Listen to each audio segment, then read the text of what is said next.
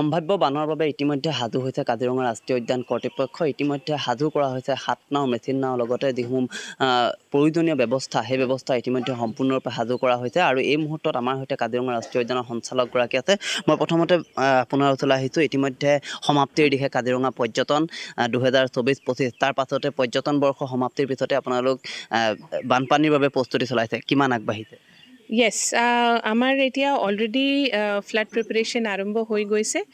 আমাৰ ফাৰ্ষ্ট যিটো flood preparation হয় তাতে আমাৰ যিটো নাওখন হয়, যিটো আমাৰ হাত নাও, যিটো আমি প্ৰত্যেকটো কেম্পত ৰাখোঁ, এইখিনি আমাৰ মেৰামতি বা তাৰ এটা মানে ৰিপেয়াৰ ৰেষ্টৰেশ্যন সেইটো আমাৰ আৰম্ভ হৈ গৈছে, অলৰেডি কমপ্লিট কৰা হ'ল। তাৰপিছত আমাৰ যিটো লাইফ ছেভিং ফ্লাড যদি তাৰ কাৰণে ইকুইপমেণ্ট যিটো লাগে সেইটো প্ৰত্যেকটো কেম্পত দিয়া হ'ল।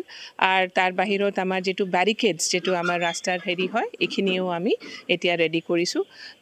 ফ্লাডছৰ কাৰণে আমাৰ যিটো এটা মেইন আৰু এটা যিটো আমাৰ ইম্পৰ্টেণ্ট বস্তু হয়, সেইটো হয় inter departmental flood review meeting. সেইটো আমি ২০ তাৰিখত পাতিছোঁ। আৰু ইয়াতে আমি যিমান ইয়াতে ডিপাৰ্টমেণ্টছ আছে বা হেৰি আছে, তেখেতৰ লগত কথা পাতি আমি মানে সেইটো প্লেনিংটো কৰি ল'ম কি আমি ফ্লাডছটো আহিলে আমি কেনেকুৱা ৰেছপন্স দিম। চেঞ্চৰ কেমেৰাসমূহৰ বৰ্তমান চলি আছেনে? য়েছ, চেঞ্চৰ কেমেৰা আমাৰ ভালকৈ ধুনীয়াকৈ চলি আছে। চেঞ্চাৰ্ছ এইটো আমাৰ বহুত এটা ক্ৰিটিকেল এটা আমাৰ ছাপৰ্ট হ'ব।